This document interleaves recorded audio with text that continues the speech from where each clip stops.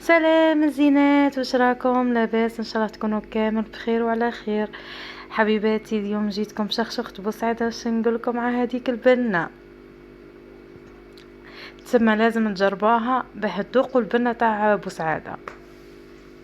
حبيباتي، شخشوخة بوسعادة شخشوخة تقليدية 100%. يعني يديروها ناس بوسعادة في المناسبات، في الأفراح، في ضيافتهم. هي والزبيطي، يعني يحبوا يضيفوك بالشخشوخة ولا يضيفوك بالزبيطي. بإذن الله اليوم بارطاجيت معاكم شخشوخة بوسعادة، ومرة أخرى إن شاء الله حنبارطاجي معاكم الزبيطي.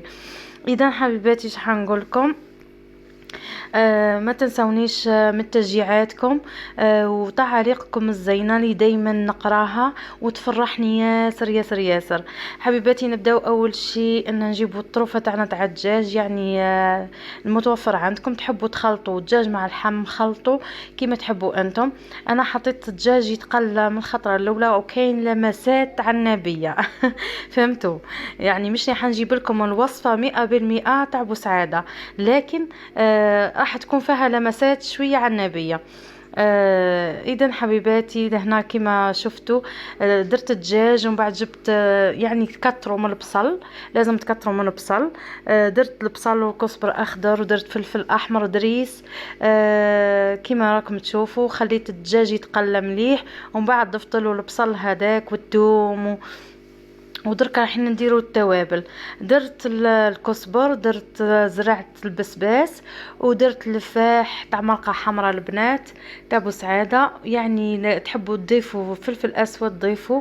ودرت العكري الاحمر والطماطم مصبره والطماطم كعب، يعني ما تنساوش طماطم مصبره من خطره الاولى. هذه الفتات تاع الشخشوخه بوسعاده، باذن الله حنديرها لكم هي وشخشوخه الطفر. راح نديرها لكم بالتفصيل بربي ان شاء الله. لهنا راني قاعده ندير لكم بارطاجي معكم غير في المرقه برك فقط تاع الشخشوخ بوسعاده، باسكو كانت عندي غير في الكونجيلاتور برك. هذه الشخشوخه الفتات تاع الشخشوخه جبدته وفورته به، يعني يجيني شويه هكا طايح.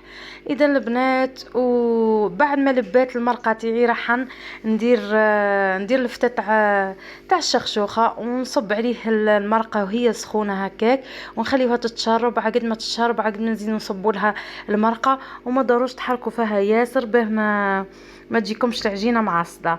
اذا البنات، لهنا جبت المتر تاعي وبديت نحط الشخشوخه نشاهدكم في الجنه ان شاء الله البنات. لهنا بديت نحط في الشخشوخه، نحط في الطروفه تاع الدجاج، والتزيين حسب الاختيار. انا زينت بشويه تاع بصل، والكزبر لازم ما نستغناوش عليه في الاطباق البوسعاديه، ما نستغناوش على الكزبر كيما راكم تشوفوا البنات. وفي الاخر خلاكي حطيتها في المتر البنات تاع الماكله، راح نهز شويه تاع لاصوص نزيد نسقي من فوق. جات هايله بنينه تهب البنات. فيها شويه الحموضه تاع هما ما يضيفوا السكر، انا ما نضيف السكر حق تاع ربي، ما نحبش حاجه حلوه ومالحه. انتم ما تحبوا ضيفوا السكر عادي، بتجيكم المرقه تاعكم معدوله. البنات، كانت هذه وصفتنا نهار اليوم، ان شاء الله تنال اعجابكم. ديروها جربوها.